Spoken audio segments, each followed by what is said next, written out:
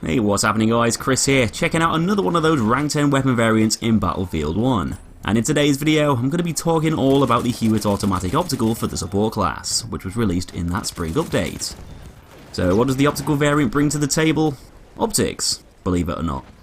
The standard low weight version uses basic iron sights with a bipod fitted underneath the gun's barrel, whereas the optical variant has a lens sight equipped for some added zoom, should you need it, along with a vertical foregrip, which your guy doesn't really seem to like holding very much, as he's pretty happy just grabbing onto that magazine instead. Though the foregrip is still going to help with the weapon's control anyway, and both of these extra attachments are going to alter the way the Huot Automatic performs in battle.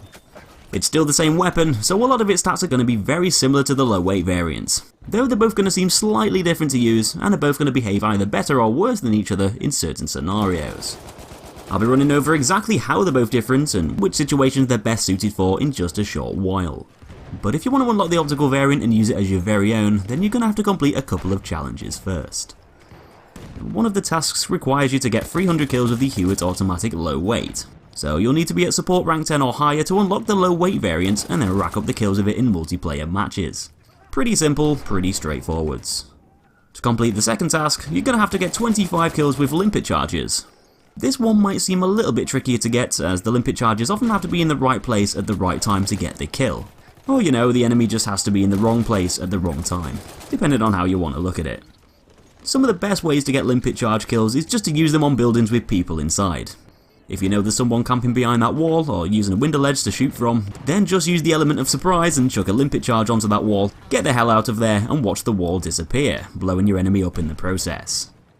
It can often be more effective doing this on smaller game modes like Team Deathmatch, as they usually take place in some of the smaller sections of the maps with lots of buildings. And if you're playing with a buddy using the scout class, you can always ask them to pop a few flares around so you can see exactly which buildings have all the enemies hiding inside them. Another tactic could be just to toss a charge at your enemy, or into a room, hoping that they don't notice. Or my personal favourite technique, sneak up to a sniper who's not paying attention, and just lob one down at the floor next to them. Didn't see that coming. But anyway, once you've accumulated 300 Huot Automatic Low Weight kills and 25 limpet charge kills, then the optical variant will unlock and you'll be able to equip it onto one of your support loadouts. Now here comes all of the interesting stuff where we get to see what the gun's all about. Because it's exactly the same weapon as the low weight variant, a lot of its stats are going to remain the same. The Huot has a maximum damage of 23 up to 11 meters and a minimum damage of 15 beyond 46 meters, much like the Lewis gun. And this basically translates over to a 5 bullet kill under 31 meters and a 7 bullet kill beyond 38 meters. So it's going to deal a very similar kind of damage to the other LMGs at close to medium ranges, but generally going to be weaker at longer ranges past 38 meters.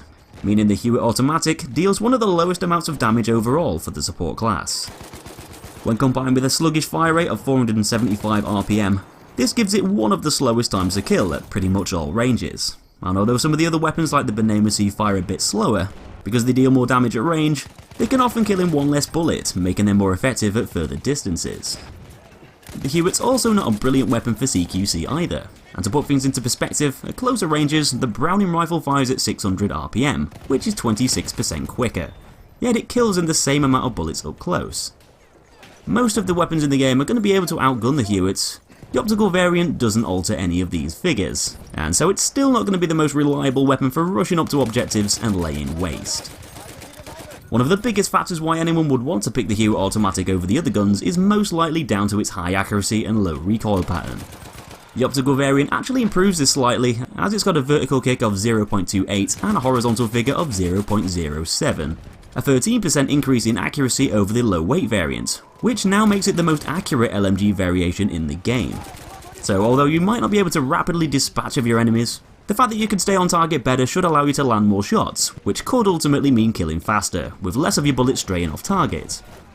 Not only does the optical variant have a better recoil pattern, but it's also got a 25% lower aim down sight base spread, and less spread increase per shot when you're both aiming and hip firing.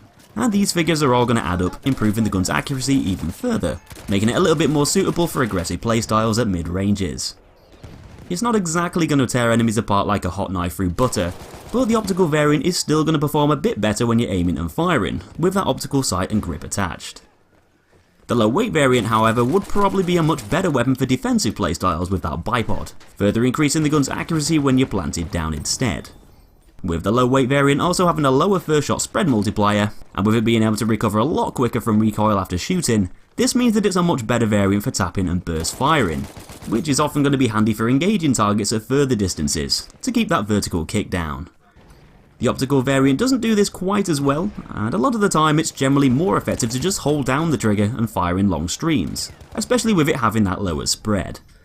But the optical variant is probably going to be a bit more useful at closer to medium ranges when you're running around playing a bit closer to all the action, but perhaps not quite as well over longer distances, where tapping the trigger would be more beneficial. With that said, because the Huot has a fairly small magazine capacity of just 26 rounds, you can't exactly go nuts with it, and so you'll still need to be cautious when you're up in the front lines. But anyway, in conclusion, the Huot Automatic Optical variant still plays out as a passive-aggressive weapon, but can perform a bit better than the low weight variant when you're advancing on the enemy position.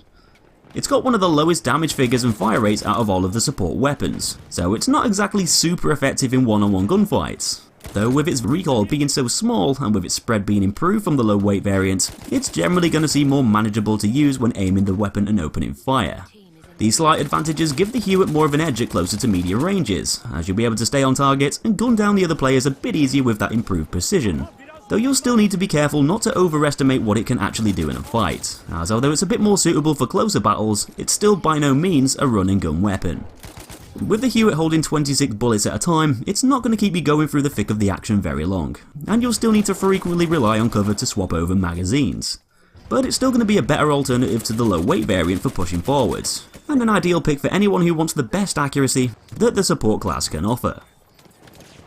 So that's basically it for now guys, hope you enjoyed the video, give me a like if you did, and subscribe for tons more content on Battlefield 1 and other games too. Take it easy, and I'll see you in the next one.